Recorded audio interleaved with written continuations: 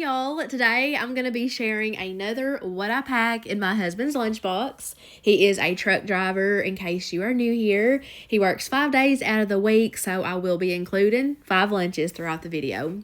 So first up, I'm making him this Big Mac pasta salad. He loves a good old Big Mac and he loves pretty much any type of pasta salad, so I knew that this would be perfect for him. So in this big mixing bowl, I've got a half a box of cooked elbow pasta, drained and cooled. I've added in some cooked hamburger meat, a certain amount. I did season that meat with salt, pepper, onion, and garlic powder. I've added in some sliced cherry tomatoes, some diced dill pickle, some chopped onions, and about a half a cup of shredded cheese. It does call for shredded lettuce to be added in, but I added that in a little baggie so that he can mix it in before he goes to eat it. And now I'm going to whip up a quick homemade Big Mac sauce. So very simple. I'm going to start off by adding a half a cup of mayo to this just regular sized bowl. I'm going to add in a couple tablespoons of this creamy French salad dressing. I'd say around a tablespoon of this sweet relish. Probably about a half a tablespoon of ketchup, the smallest amount of vinegar, like a half of a teaspoon, and then just some onion powder and salt. And I will, of course, mix that together really good. And I will have the link to this recipe down below in the description box. I did cut the Big Mac sauce recipe in half. Now, this is one of those sauces where you wouldn't want to taste it right away. Definitely tastes better with time after sitting in the fridge. But since I make his lunches typically the night before, it works out perfect. It had plenty of time to let all those flavors come together. But I added all of that sauce straight into this pasta salad, and I'm just folding it all together. Now, obviously, this made quite a bit, even though I did cut that recipe in half. So I'm going to send him with, I'd say, a little over half of that bowl. The rest of that can just go back in the fridge, and he can kind of snack on it throughout the week, however long it lasts. But there's that lettuce again. I didn't want to forget it. I just do that so that it wouldn't get soggy. I'm also going to go ahead and lay out his spoon. And then I was excited to talk about this one. This is an Oreo protein fluff dessert. So it's like a healthier, high protein dessert that he absolutely loved. Very simple as well. So in this bowl, I'm just adding in a cup of some plain Greek yogurt. You're going to need some of this 0 sugar cheesecake pudding mix, and you're just going to add in 2 tablespoons of that dry mix. And you want to fold that together really good. It's going to make it really thick. Greek yogurt's pretty thick as it is, but after you add in that powder, it was a little bit tricky to get it, completely mixed through and clump free, but nothing too crazy. I'm also going to add in a cup of this 0 sugar Cool Whip, and I'm just going to fold that in the best that I can. And then I'm going to grab some Oreo thin cookies. I'm going to take out 4 of them, and I'm just going to simply crush those between my hands, and again, just quickly fold that in, and that is it. So I'm just transferring that to this divided Pyrex dish. If you can't already tell, I love using glass Tupperware for him when possible. I just really like how it doesn't stain, for one. It doesn't have leftover food odors, and I just like the look of it, honestly. But in that other section, I decided to add in some fresh strawberries that I sliced up. I figured that would go perfect with this Oreo fluff dessert. As for drinks, I'm going to throw in this Pepsi Zero, and then this is his current water container that he's using that will get filled up with ice water each morning.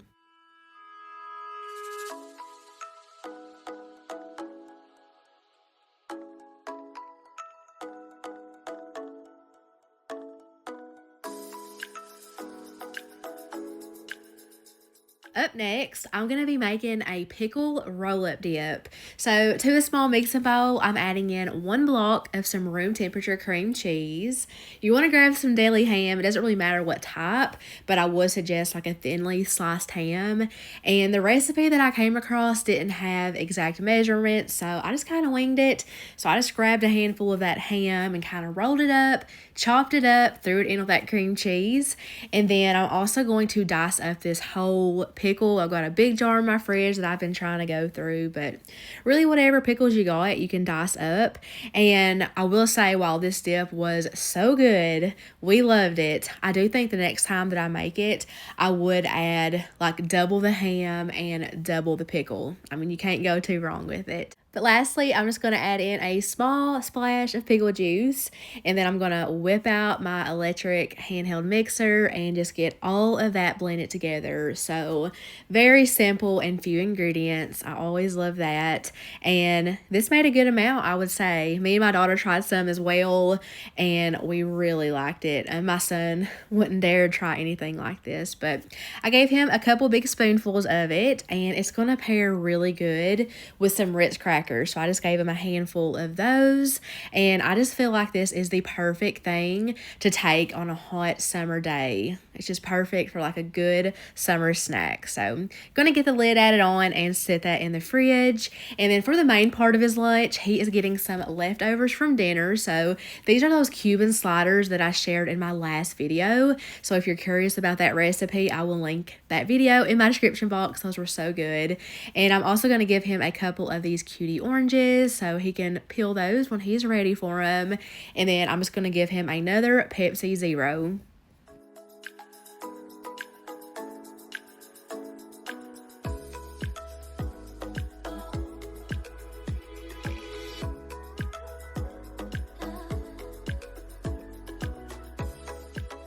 Up next, I'm making some chicken taco pinwheels. So that's going to start off with a block of cream cheese. I did zap that in the microwave for about 45 seconds. That's just going to make it easier to stir in. I added in a 1/3 cup of salsa and a 1/4 cup of sour cream. I'm doing a tablespoon of taco seasoning. I'm using the one I got from Costco. A 1/2 teaspoon of garlic powder and salt, and then a 1/4 teaspoon of some lemon pepper seasoning. So with my handheld mixer, I'm just going to get that blended until it's nice and smooth. And then I'm going to add in, I say, a heaping cup of some shredded rotisserie chicken and a 1/2 cup of some shredded sharp cheddar cheese. So I did decide to use the mixer as well with the chicken and the cheese. That way everything can be like super finely shredded. I just think that works really well with a pinwheel. So now you're going to need some tortillas. These are the ones that I'm using, and I'm just going to plop down a good amount of that cheesy chicken mixture, and I'm just going to spread it out as evenly as possible, leaving a bit of a rim around the border, as you can see. And then I'm just going to tightly roll that up, and then I'm going to get that rolled up in some cling wrap because this is going to go in the fridge to chill for a couple of hours. It's just going to like firm it up and make it easier to slice. So I was able to get 4 of those out of that mixture. So while that's chilling, I'm going to make some chocolate covered pineapple. This is my first time ever doing this. So I just cut up a fresh pineapple, dried it off, and this is the chocolate that I'm going to be using, the Ghirardelli dark chocolate. Now, I wanted to get the milk chocolate wafers, but Walmart was sold out. So this was my first time buying this, and it was just as good. Even my daughter, who does not like dark chocolate, loved this. I just love the quality of this chocolate. I melted it in the microwave, just going by the directions on the back of the bag, and it melts so beautifully. I cannot brag enough on this chocolate. It is so good for dipping anything. So I only dipped half of the pineapple, as you can see, and I just did 2 of these because my kids really like to dip stuff in chocolate, so I let them dip the rest of them. But after they hardened up, you know, it doesn't take long at all, maybe like 10 minutes, something like that. I went in with the rest of that chocolate and just put some on a spoon and kind of drizzled it over just to give it, you know, a bit of texture and a bit of a design. Just makes it look kind of cool. But yeah, we seriously love this. We all agreed that chocolate covered pineapple is better than chocolate covered strawberries, and that is really saying something. I'm also going to make him a layered chip dip. I figured that would go really good with the pinwheels. So in this small bowl, I'm adding a layer of refried beans to the bottom, just spreading it out with my spoon. Then I'm going to go in with a layer of guacamole. I just made a homemade batch real quick. And then I'm also going to do a dollop of sour cream. And obviously, you know, if there's anything in here that you don't like, just leave it out. You could also add in things that you do like. My inspiration for this was like a 7-layer dip, which I've actually never had, but this is definitely not like 7 layers. I believe it was 5, but I'm doing a layer of salsa, the same salsa I used in the roll-ups, and then finally I'm just going to do a layer of shredded cheese. That is it. Really fast to make, and just something different. I thought it was fun. So in this little Ziploc bag, I'm just going to add in a couple handfuls of tortilla chips, and there he's got some chips and dip.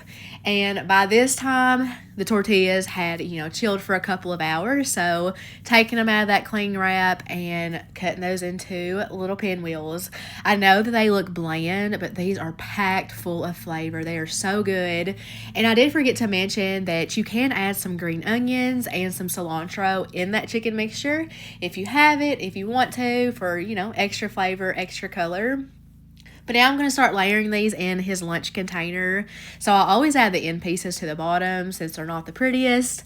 And then I add the better looking ones on top. So I crammed as many of those in there that I possibly could. And then in that bigger section, I am going to give him 2 of the chocolate covered pineapple slices.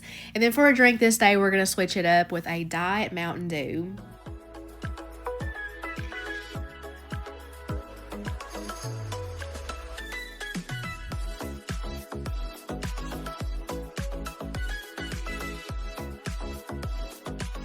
Josh loves my homemade meatballs, so I'm going to pack him up some spaghetti and meatballs. So here is that recipe. To my bowl, I've added in a pound of ground beef. I added in a lot of onion powder, an egg. I like to do a lot of Worcestershire sauce. I'm going to do a 1/4 cup of Parmesan cheese. The bottled stuff is just fine for this. I'm also going to do a 1/3 cup of the Italian seasoned breadcrumbs. Then I'm going to do a teaspoon of salt, a teaspoon of pepper, and a teaspoon of garlic powder. That is it ingredient wise. So these are really pretty quick to throw together. I'm taking off my rings so that I can really get in there and get this mixed well. But like I always say, you don't want to stand there and mix it for too long or they'll turn out wonky and kind of tough. So as soon as that came together, I'm going to start scooping this out with a cookie scoop. And I'm just plopping that out onto a parchment lined cookie sheet. And I really like doing the cookie scoop. That way all of the meatballs are pretty similar in size. So I'm not perfect with it or anything. I wait until all that meat's plopped out. And then I go back around with my hands and just pick them up one by one, roll them between the palm of my hands. That way they can form the perfect meatball.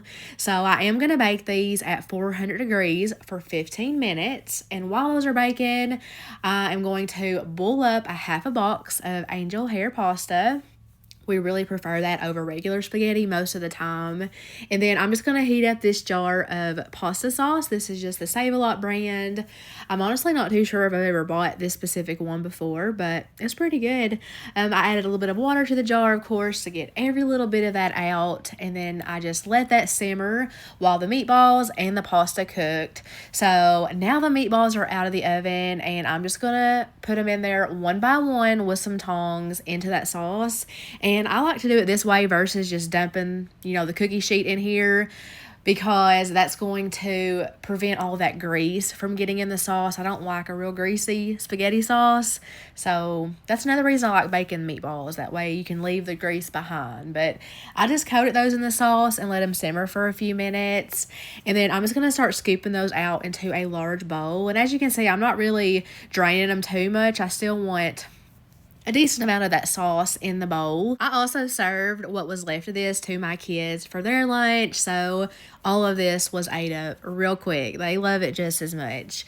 But after I got the meatballs out of the sauce, I went ahead and dumped in the cooked and drained pasta, got it coated well, and now I can put everything together. So I am going to give him a good amount of that spaghetti.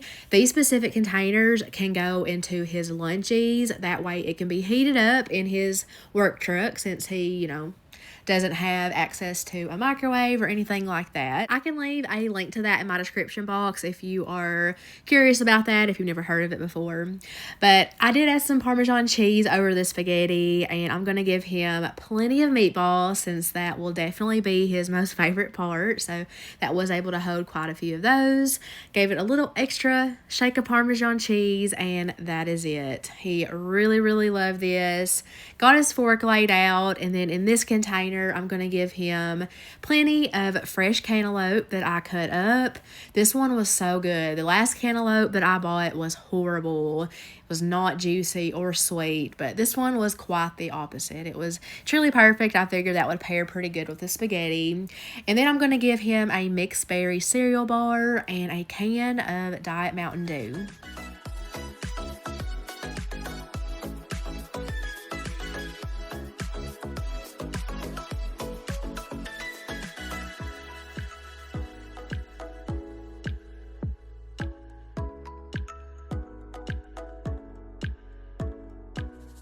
Lastly, I'm going to be making a chicken Cordon Bleu quesadilla. This is such a good lunch or quick dinner idea. So I just picked up a small pack of chicken tenderloins from Save-A-Lot, and I am going to be removing the tendon. So I'm sure a lot of y'all seen this trick.